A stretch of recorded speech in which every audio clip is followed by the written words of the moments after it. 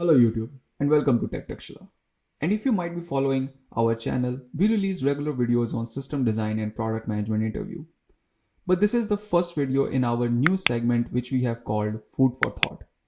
And we like to spread awareness in our tech community where we discuss various societal and cultural impact of tech around the world.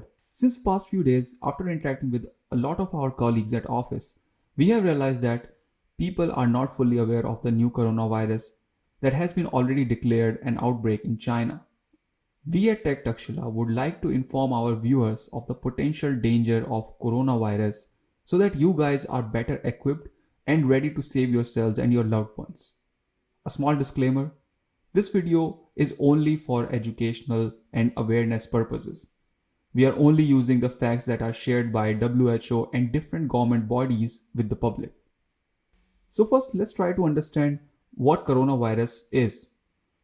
By definition supplied by WHO, it is a common virus which causes an infection in your nose, your sinus, or your upper throat. This was first identified in 1960s. But why do we call them coronavirus? As you can see in this picture, their shape resembles a lot like a crown. Hence the name coronavirus. Most coronaviruses are harmless. The symptoms mostly resemble to other upper respiratory infection including common cold or cough or stuffy nose. But if the virus infection spreads to the lower respiratory system like your windpipe or your lungs, it can cause pneumonia. And this can cause fatality, especially in older people with heart diseases or weakened immune system. But this is not the first outbreak of coronavirus in human history. In 2003, around 800 people died due to SARS outbreak, short for severe acute respiratory syndrome. It also originated from China and then slowly spread to other countries like Vietnam, Singapore, Europe, and Canada. SARS spreads when the infected coughs or sneezes and spray tiny droplets of infection onto their surroundings. Then other people come in contact with those droplets and then touch their faces, spreading the infection further. This is similarly what made coronavirus highly contagious. So it first started in Wuhan, a city in Hubei province in China with 11 million population. The first case was identified on 8th of December, which later Chinese officials said that they saw the first case as early as 1st December. After that, on 31st December, 27 people with pneumonia were admitted to Wuhan's hospital, at which point Chinese officials reported to WHO of a potential outbreak of coronavirus. 7 of these patients were stallholders in Wuhan's open-air seafood market. After this, Chinese municipal body closed Huanan seafood market on 1st of January. Now at this point, we are starting to see an avalanche effect of the disease, with the numbers of confirmed coronavirus cases going up with each day in Wuhan.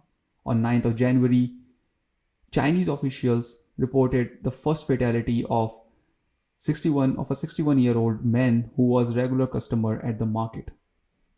Now by January 15th, we are starting to see more and more confirmed cases of coronavirus in Wuhan district with patients ranging from 30 to 71 years old.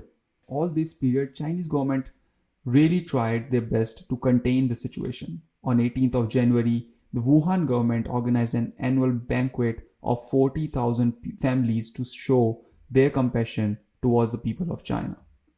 On 21st January, WHO officials announced that it would hold an emergency meeting the following day to determine if the virus is a public health emergency of international concern. At this point, lab-confirmed cases of coronavirus rose to 312 and death count to 6. Now, as you can see in the graph that the current confirmed cases in Wuhan and around China growing at an exponential rate, which is pretty alarming.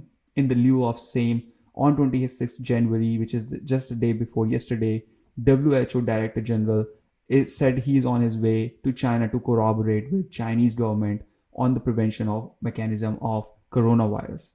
Separately, we have also seen that Chinese government has locked down Wuhan city to quarantine the spread of virus. Now, with confirmed cases around 8,170 deaths until now, with 1,300 severely ill, WHO Director General on Jan 29 tweeted that I have decided to reconvene the International Health Regulations Emergency Committee on the new coronavirus tomorrow to advise me on whether the current outbreak constitutes a public health emergency of international concern. We will have more updates about this for you guys tomorrow. Now, the obvious question would be that why we need to take coronavirus so seriously. So first reason for that is that there is no known cure for the disease.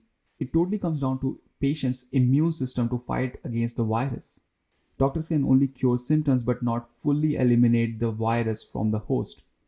Second thing, it has an incubation period of 2 to 14 days, which means that a host can show no symptoms of pneumonia or high temperature until 2 weeks and still carry around the virus, which makes it pretty contagious, as there is no way to find out if a person already has the virus or not until he or she shows the symptoms like fever or cough or cold. But as with any flu, the common advice that goes as an ounce of prevention is much heavier than a pound of cure. That is why we urge our viewers to avoid crowded areas. Always go out by wearing a mask and gloves. Regularly wash your hands with soap for 20 seconds if you have been outside. And while outside, don't touch your face or nose since it puts you in a lot more danger of contracting the virus. We here at Tech Takshila hope for safety and happiness for our viewers. Please, if you like the content of this video, press the thumb icon and subscribe to our channel for getting more updates on coronavirus.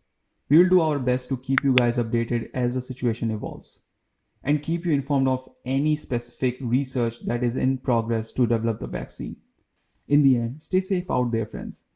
Before wrapping up, we just want to mention that we found this Johns Hopkins University coronavirus tracking system very helpful. We will also release a video on explaining the system design, which could be helpful if you're planning to give a tech interview in near future. Thank you guys. See you in the next video.